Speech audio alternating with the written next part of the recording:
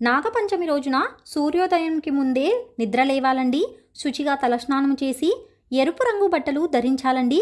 పూజా మందిరమును ఇల్లును శుభ్రం చేసుకొని గడుపకు పసుపు కుంకుమ, గుమ్మానికి తోరణాలతో అలంకరించుకోవాలండి. పూజా మందిరము ఇంటి ముందు ముగ్గులు పెట్టుకోవాలండి.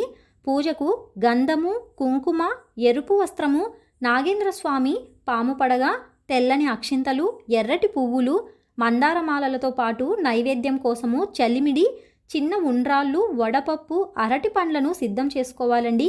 అంతేకాకుండా 2 ఎర్రటి మట్టి ప్రమిదలను తీసుకొని దూదితో 7 ఒత్తులతో నేతితో దీపం వెలిగించాలండి. నాగపంచమి రోజున ఉదయము 9 గంటల లోపు పూజను పూర్తి చేసుకోవాలండి. పూజ చేసే సమయంలో నుదుట కుంకుమ ధరించి పడమర దిక్కున తిరిగి పూజించాలండి. ఓం నాగరాజాయ నమః అనే మంత్రమును 108 సార్లు జపించి పూజకు సిద్ధం చేసుకున్న నాగప్రతిమ